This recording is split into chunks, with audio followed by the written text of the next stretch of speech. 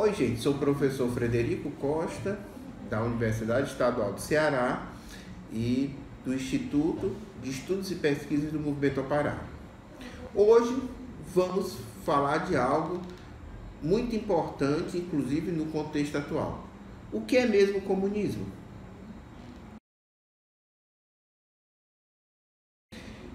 Bem, nós sabemos quem são alguns anticomunistas famosos. Temos, por exemplo, o apresentador Silvio Santos, que recentemente expôs crianças num concurso de beleza altamente sexualizado. Temos, por exemplo, Edir Macedo, que afirmou que as mulheres deveriam estudar até o ensino médio e que as mulheres não podem ganhar mais do que os homens, quer dizer, outro anticomunista famoso. Temos, por exemplo, o astrólogo Olavo de Carvalho, este sim, grande anticomunista, que questiona a teoria da relatividade, que é simpatizante da teoria da Terra plana, entre outras particularidades desse senhor anticomunista. Temos também, entre outros anticomunistas famosos, temos o Silas Malafaia, certo? O pastor da teologia da prosperidade. Temos também Bolsonaro, gente, sua família, certo? E seu governo, que é anticomunista. E podemos lembrar também dois outros anticomunistas famosos aqui no Brasil, que é o general Heleno, que é o vice-presidente Mourão, né? Além disso, a gente tem a Janaína Pascoal, né? Aquela jovem muito equilibrada, aquela senhora, né, que ajudou no golpe de Estado de 2016. Temos Alexandre Frota, ator pornô e pedagogo, que advoga a escola sem partido, é outro anticomunista famoso. E temos também uma gama de seguidores desses indivíduos. Bem, aí nós já podemos ver o que é realmente o anticomunismo, ok? Mas, de fato, gente, o comunismo vai nascer, vai se desenvolver a partir de uma percepção milenar da humanidade.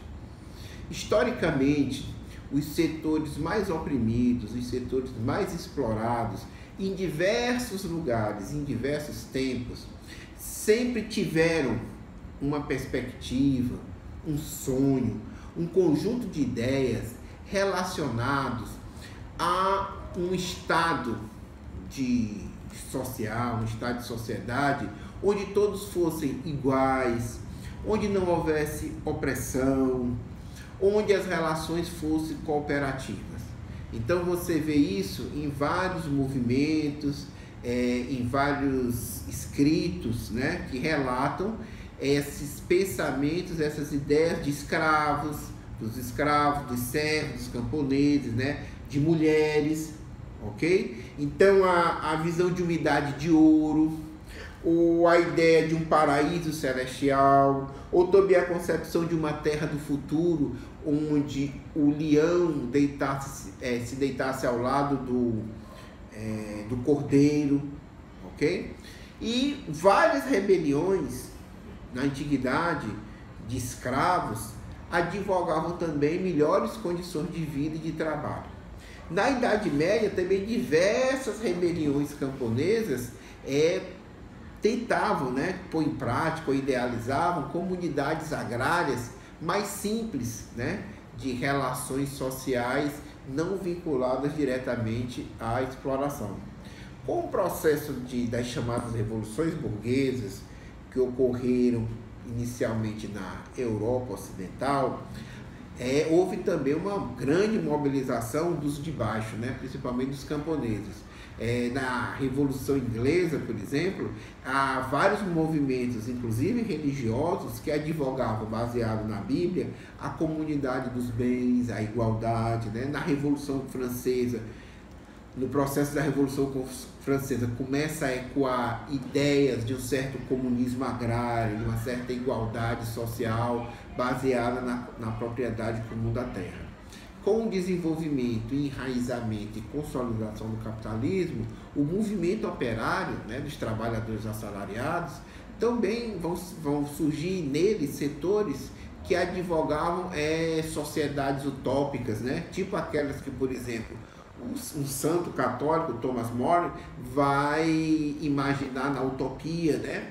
Ou então um outro sacerdote católico, Tomásio Campanella, na Cidade do Sol, vai também imaginar, entre outros livros, textos, né?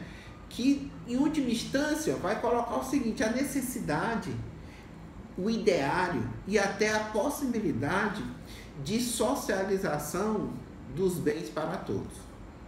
Bem, mas é só com Karl Marx, né, com seus estudos, com a sua análise científica, que vai, além de identificar como funciona o capitalismo, as suas origens, os seus mecanismos, as suas contradições e as suas possibilidades de superação, é que a ideia do comunismo, que não é nada mais, nada menos do que a socialização dos meios de produção, começa a ter uma confirmação científica.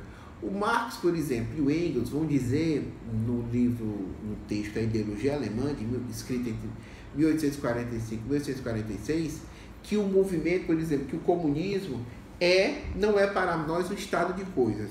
O comunismo que deve ser instaurado não é um ideal. Chamamos de comunismo um movimento real que supera o estado de coisas atuais, né? Então, veja, o comunismo é esse movimento dos explorados, dos oprimidos, para superar o estado de coisa atual. Qual é o estado de coisa atual? Miséria, fome, opressão, desemprego, certo? Então, é nessa perspectiva que o Marx, né, e o Engels colocam isso. No clássico, o Manifesto do Partido Comunista, né, que todos devem ler para saber o que é realmente as ideias do comunismo, ele vai colocar uma coisa concreta. O Marx e o Engels vão dizer: o que caracteriza o comunismo não é a abolição da propriedade em geral, mas a abolição da propriedade burguesa dos meios de produção. O que são os meios de produção? Os meios de produção são as fábricas, os meios de produção são os grandes latifúndios, né? E não só os meios de produção, os meios de circulação, os meios de distribuição, ou seja, o grande comércio, né?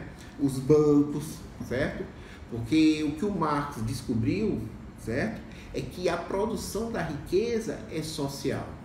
Milhares, milhões de pessoas produzem socialmente a riqueza que todos nós consumimos. Qual é a questão? É que a riqueza é produzida socialmente, mas é apropriada individualmente, por uma minoria cada vez menor. Então, se a gente quiser dar um resumo, né, do que seria o comunismo não é nada mais, nada menos do que a apropriação social dos meios de produção que pertencem à burguesia. O comunismo não é a apropriação das nossas roupas, não é a apropriação do nosso carro, do nosso ventilador.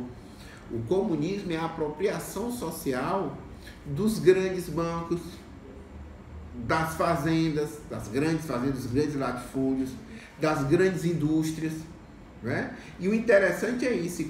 Por quê? Porque o capital não é uma coisa, o capital é uma relação social que se expressa pelo salário. A oportunidade vai definir isso.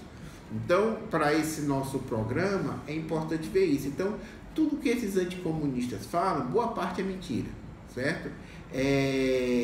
Por exemplo, o Bolsonaro disse na ONU que o Brasil estava à beira do socialismo, né? Não é, porque esses setores mais reacionários acham que qualquer conquista para o povo, que qualquer direito social do povo é comunismo. Mas não, né? O comunismo é ir à raiz das coisas. E a raiz das coisas, nós estamos vendo o que é que está acontecendo.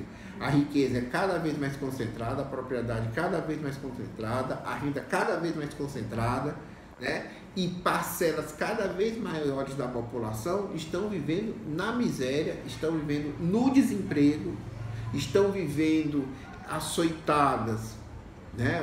Esses setores são açoitados pela opressão, pela indigência, e só há uma solução em última instância.